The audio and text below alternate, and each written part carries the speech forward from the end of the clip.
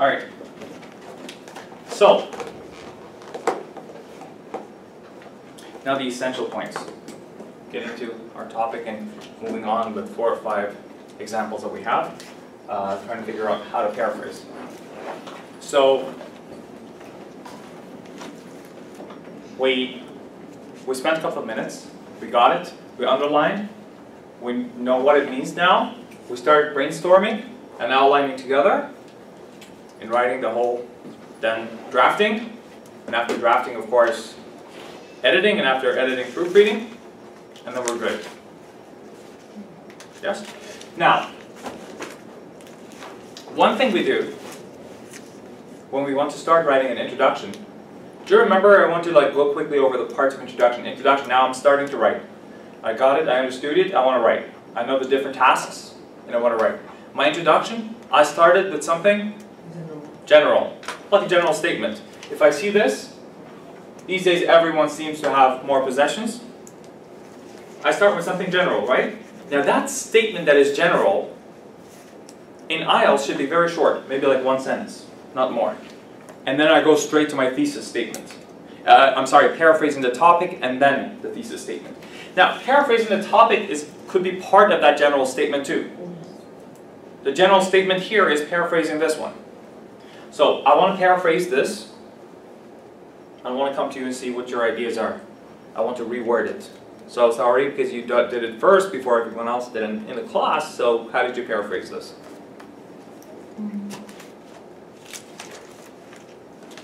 Nowadays. Nowadays, instead of these days, she put nowadays. Good. Let's see, nowadays. These days with nowadays. Most people. Instead of everyone, most people. Most people. Like to. Are you making it up or have you written? Huh? Are you making it up as we go or have you written? I did. I have. Is that the same thing that you're saying right now? Okay, go ahead. Like to. Possess. Possess. Possess things. Possess things.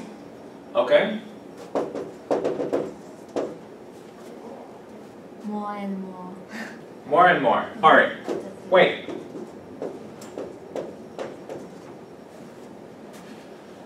I liked it when instead of saying these days, you said nowadays. Instead of saying everyone, you said most people. Like to possess things more and more. It also like to comes from the desire to do something. But then possess, I don't like the word possess. And I didn't like the word more and more, the phrase more and more, because it's a copy. So instead of possess, what could she say? Belongs.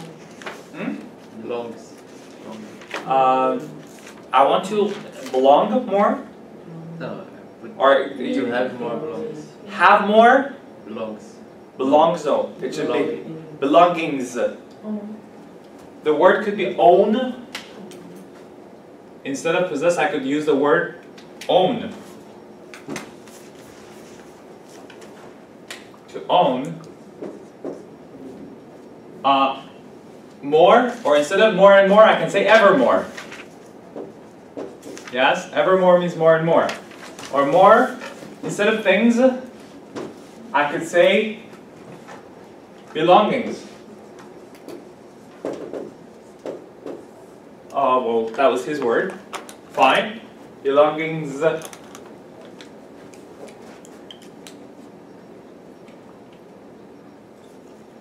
To have more and more possessions, to own more and more.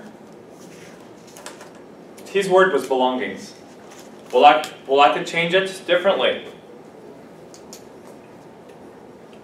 So this is one way of saying it. I want some other versions of saying it. This is just an example of how we do it, right? So let's see how you guys got it. Kenta, what was your sentence? The first one, if you want to paraphrase it.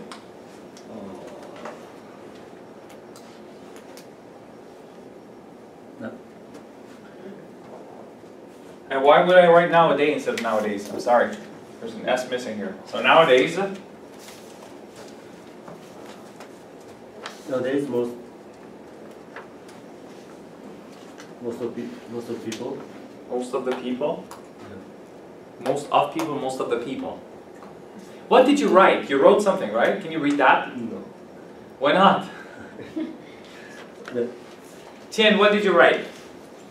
I don't know, it's by something different. Okay, go ahead. That's what I want. I want something different. In our modern society, In our modern society, there's likely that many people tend to possess variety of advanced technology products. very good. So, wait. Could you give it to me again? In our modern society, Yeah. let me see. Thank you. Beautiful. Let's type, and this is great. No, just the first sentence. The whole sheet is afterward. So, in our modern society, instead of these days, that's a completely different phrase. There is a likely that many people tend to possess. There is a likely, it should be there's a likelihood, not there's a likely. There's a likelihood that many people tend to possess. Now, I can take this, there's a likely completely out, and it still makes sense. Many people tend to possess a variety of, it should be, a variety of advanced products, technology products or products, such as computers, cars, mobile phones, and so on. The aspiration, that's nice, instead of the word desire, yes. Instead of desire, she has the word aspiration. It's a big word. To aspire, you know, to aspire. Put this here for a while, sorry. So, instead of our strong desire, she has put the aspiration.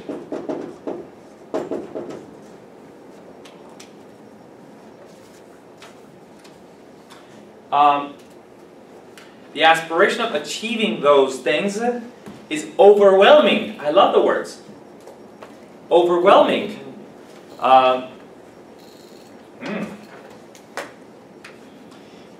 Is overwhelming other vital personalities, for instance, sympathy and share with others. Now, there are some, of course, problems here, because when you use the problem with big words is it's harder to use them. So that's why I'm telling you, sometimes in IELTS you should go for easier words, but better maybe sentences that make more sense grammatically and meaning-wise. So basically, the aspiration of achieving those things is other vital personalities. I would say with eclipse, because when overwhelmed, you don't say, that doesn't mean when something is overwhelmed, it's eclipsed or it's gone to, it's forgotten or fall into oblivion. It doesn't mean that. For example, you would say, we were overwhelmed by the large demand pool. So we were overwhelmed. There's a meaning. We'll talk about this later. So it's a little bit differently used. So this is a good example of something you should sometimes avoid if you're taking a test, but not now. Right now is exactly the time for you to do this, because she's done this so that I would just look at this and I would correct this, so she would know how to use these words. For example, overwhelming, and to overwhelm something, which is good.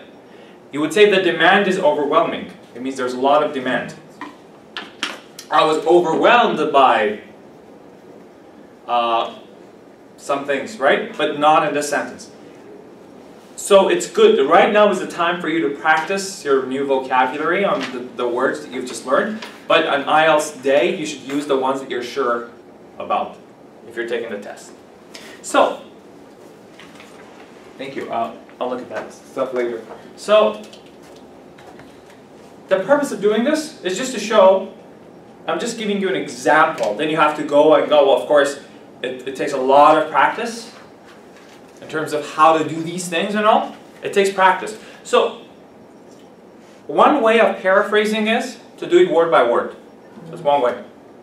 I start reading it. Instead of saying these days, I would say nowadays. I would use synonyms. Everyone.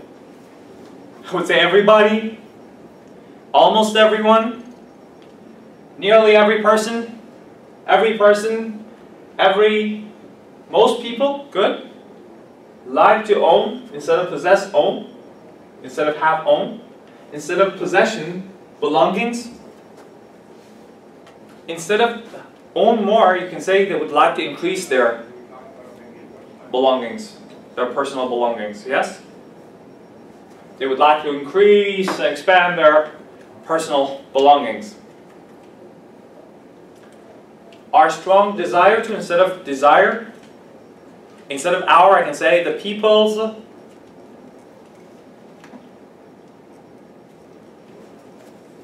she has used the word aspiration to own these things,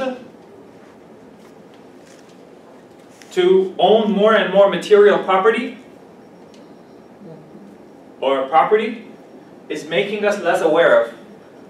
Instead of less aware of, less conscious of, less cognizant of. Not as aware of. Sometimes I can use the same word. Not as aware of means instead of less aware of. Still I'm changing it. Sometimes I change a word from a noun. Look, sometimes, this is important, it's a good trick. Sometimes I'm paraphrasing and I don't have the synonym. Or if I have a synonym in my mind, I doubt it. Is that synonym exactly the same? Is aspiration the same as exactly desire? Then the easiest form of paraphrasing is changing the part of speech of the same word. If that's a noun, use it as a verb. Because when you use it as a verb, what happens is the structure of the sentence changes. If I, instead of saying desire, our strong desire, people desire to, instead of our strong desire, we desire to. If I don't have another word for desire, instead of using it as a noun, I can use it as a verb. I'm still changing the structure of the sentence. I'm still paraphrasing. Because I'm not using exactly the same word as the same structure. Right? Right. So one method is doing it word by word, which is easier maybe. Another method of paraphrasing is, okay, I got the concept, I have a mental image of this. Usually if you ask a native person to sit down and do it, they will not start looking at words and go word by word. If I ask you, if I give you a topic, a question topic in your own languages, it's not very likely for you to sit down and go word by word. Because you actually got a mental picture, a mental image of the topic. Now you want to respond to it. Have you ever done this, really sitting down and word by word paraphrasing a piece in your own native languages? Ever? Have you ever done that? I think people usually don't do it. So people get it, understand it, it's about more, and you start writing. Even if you know you have to paraphrase, that basically to you means you have to write something close to that. So that's why the structure becomes completely different, and it's nice. And sometimes very creative, very nice. Instead of saying, these days, blah, blah. Today's world is one of sprawling consumerism, where TV and where ads and commercials punctuate the landscape of our lives, where people, where even values and personal values are commodified, turned into commodities. And I go on and bloviate about this topic, and then, and then continue. So there's one way of doing it word by word, paraphrasing. Another way of having the concept here and paraphrasing and using our own words. Next, of course, the hard part is getting our words right and getting our grammar right. Okay. And this is something we have to practice. We'll practice that together. So, let's say goodbye to this part. I paraphrased my topic sentence. I already have my, now I have to have my, what is next? After I paraphrase the topic sentence? What is next? I'm writing. Well, this was the topic question in my IELTS test. I used it, I paraphrased it to have my general statement. Now is the time for my thesis statement. My thesis statement is my opinion, my verdict, what I want to say about this. So I would say, for example, that I strongly agree with this. Next, after I say I agree or disagree, I should give my reasons for agreement. I totally agree because A, B, and C, usually 5 paragraphs.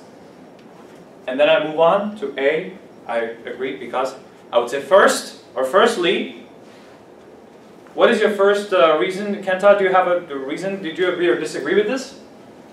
I disagree. He disagrees. Yeah. What was your disagreement reason?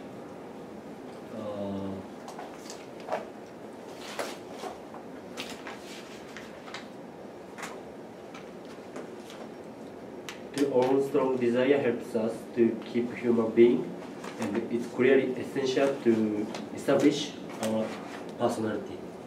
So the desire itself to have things is a major part of humanity, and so this doesn't make us less. Okay, he says that it's an essential, this desire to own more and more. He wants to say, on the contrary, so the words that come to my mind is, he wants to say, I totally disagree with the topic state sentence. I believe, on the contrary, or contrary to, remember contrary to? So those phrases that we have for comparison, contrary to, and I'll write it here.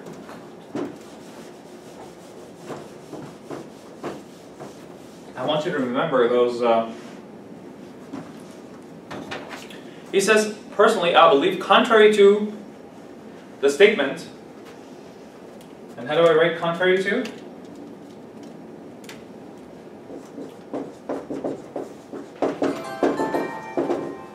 Contrary to the statement,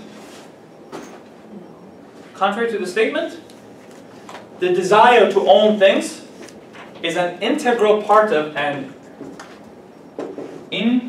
what is an integral part?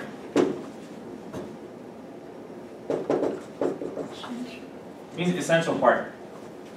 Something that's inherently integral part of, is an integral part of human nature and humanity. And indeed, to Kenta, this itself is a value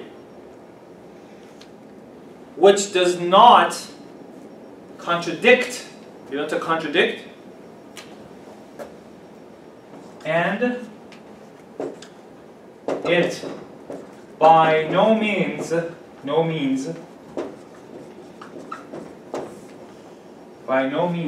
contradicts.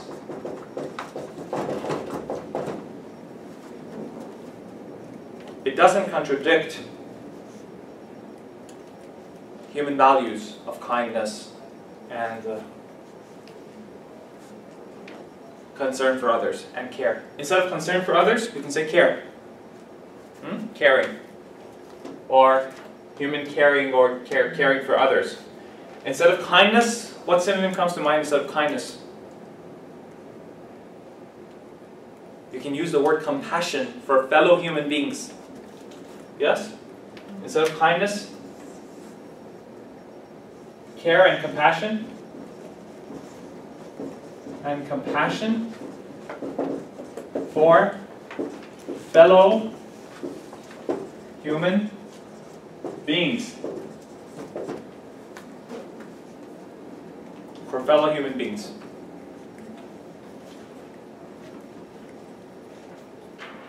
Compassion. Instead of kindness, I could use the word compassion. Compassion is both kindness and caring, same place.